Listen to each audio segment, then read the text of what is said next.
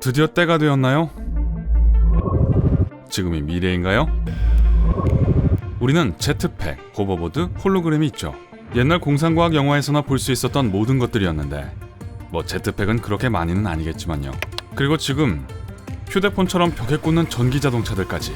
그럼 누가 이런 아이디어를 냈고 이 기술은 어떻게 작동될까요? 미래를 기뻐하기 전에 과거로 여행을 먼저 떠나봅시다. 여러분이 생각하는 것보다 훨씬 더 옛날로 돌아갈 겁니다. 전기자동차가 21세기 발명품이 아니라는 것을 알게 되면 아마 여러분들은 저만큼이나 놀라게 될 거예요. 즉, 전기동력 모터는 석유로 구동되는 엔진, 즉 가스나 디젤과 같은 화석연료로 구동되는 엔진과 거의 동시에 나왔죠. 거의 2세기 전인 1828년 헝가리 엔지니어 아뇨스 제드리크라는 사람이 전기 모터의 첫 원형을 발명하여 소형 모형 자동차에 동력을 공급하는 데 사용했어요.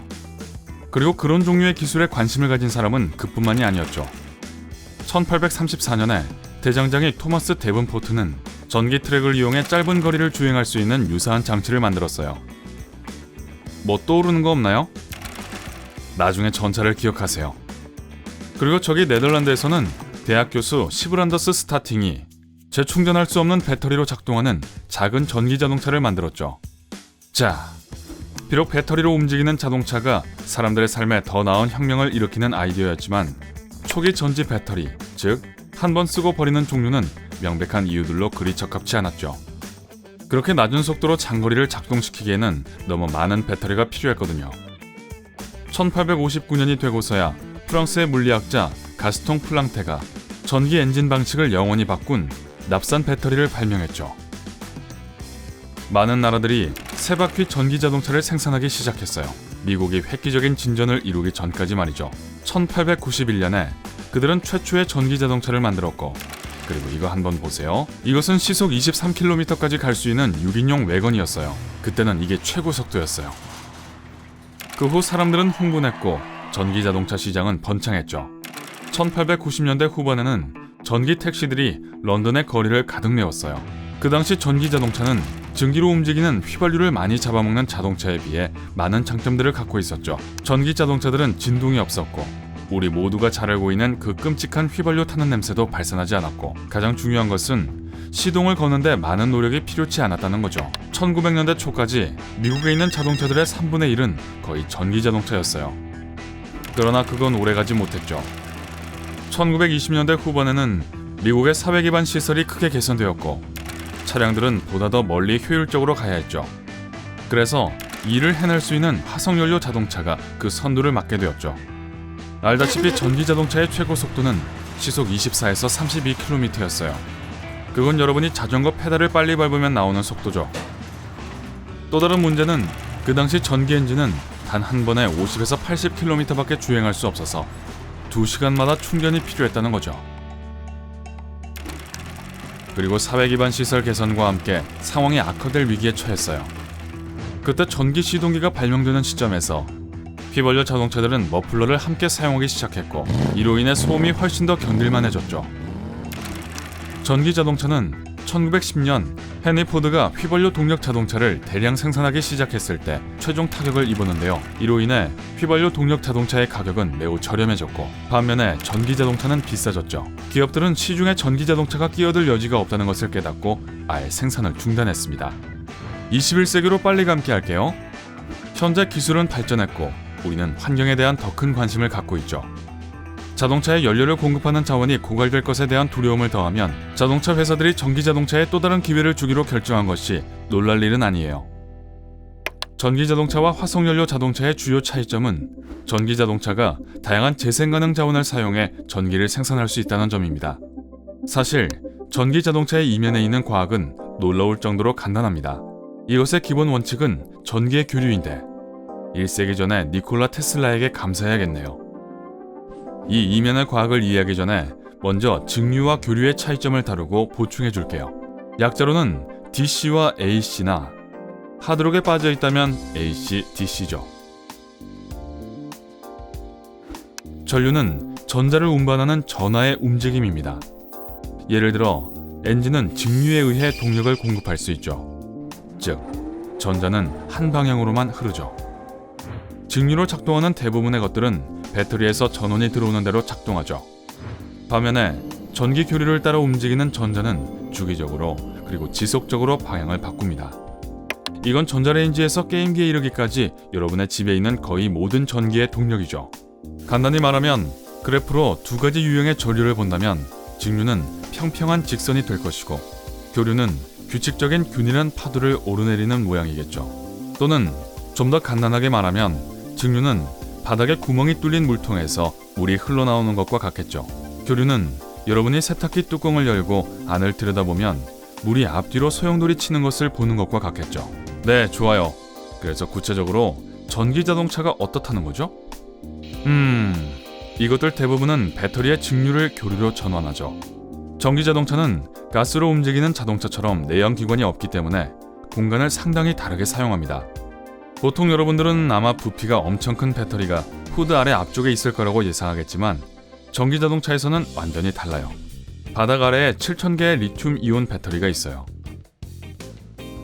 이 배터리 팩은 수명이 길고 전력 밀도가 높죠. 이건 차량 전원 공급에 이상적입니다.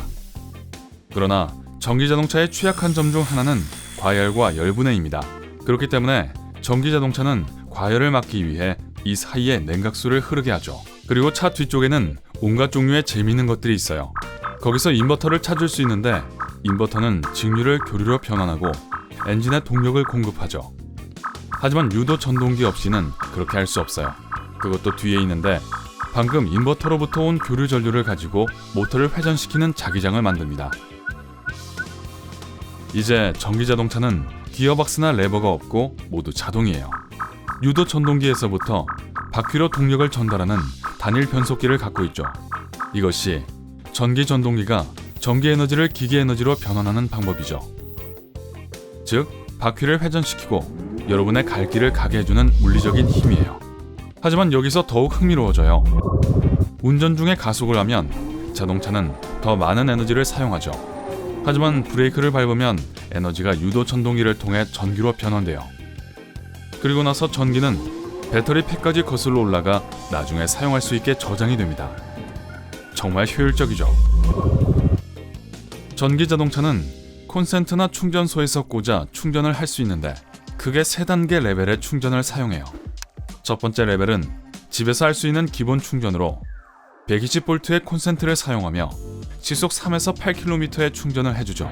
그 다음 두 번째 레벨은 전기 자동차 공급 장비를 사용하고 더 높은 전압 220에서 240V를 갖고 있어 시속 16에서 40km의 충전을 해주죠. 마지막으로 세 번째로 효율이 가장 높은 것은 바로 말 그대로 충전이 가능한 직류 충전소입니다. 직류를 이용해 30분도 안 돼 차량 배터리 충전량의 80%를 충전해주죠. 또한 전기자동차의 충전 비용은 매우 쌉니다. 집에서 전기자동차를 완전히 충전하는데 6,000원도 들지 않으며 한 번 충전하면 240km까지 갈 수 있죠. 이건 물론 배터리의 크기에 달려 있어요. 더 큰 배터리를 장착한 대형 전기자동차는 완전히 충전까지 최대 18,000원까지 비용이 들 수 있지만 충전으로 480km까지 갈 수 있죠. 그럼 서명은 어디에다 하면 됩니까? 이제 전기자동차는 연료로 움직이는 차와 비교해 주행과 유지비가 덜 들지만 자동차 자체는 훨씬 더 비싼 가격표를 달고 온다는 건 부인할 수 없죠. 하지만 최근 연구에 따르면 전기자동차의 평균 운영 비용은 연간 57만 원인 반면 화석연료 자동차는 연간 131만 원이라고 합니다. 따라서 그 높은 초기 비용은 시간이 지남에 따라 저절로 지불될 겁니다. 하지만 여전히 또 다른 문제가 있는데요. 전기자동차의 가장 비싼 부품 중 하나는 배터리 팩이죠. 고장이 나면 교체하는데 엄청나게 많은 비용이 드는데요. 교체하려면 585만 원에서 1757만 원 사이를 예상하셔야 합니다. 그러나 대부분의 전기자동차 제조업체는 최대 16만 1000km까지의 배터리를 최소 8년 보증해주죠. 이게 여러분이 전기자동차를 구매하는 것을 조금이라도 기분 좋게 해주려나 모르겠네요. 좋은 소식은 우리가 연료 배출을 막고 오염을 줄이기 위한 전략으로 전기자동차를 향한 거대한 움직임을 보고 있다는 거죠. 유럽의 자동차 연구 책임자는 2025년까지 유럽의 모든 자동차는 완전히 전기 혹은 최소한 하이브리드가 될 것이라고 예측하고 있죠. 그리고 많은 나라들이 향후 몇 년 안에 연료 배출을 줄이겠다는 목표를 세우고 있어요. 그러니 누가 알겠어요? 머지않아 우리 모두 전기차를 타고 여기저기 돌아다니고 연료 소비가 많은 차들은 과거의 것이 될지도요. 여러분은 어떤가요? 전기자동차를 구매하는 것에 관심 있나요? 여러분들의 의견도 댓글에 남겨주세요. 오늘 새롭게 알게 된 것이 있다면 영상에 좋아요를 누르고 친구와도 공유해주세요. 잠깐! 아직 테슬라 사러 가지 마세요. 여러분이 확인해야 할 2000개 이상의 멋진 영상이 기다리고 있습니다. 왼쪽 오른쪽 중 하나를 클릭하고 즐겁게 감상하기만 하시면 돼요. 밝은 면과 함께하세요.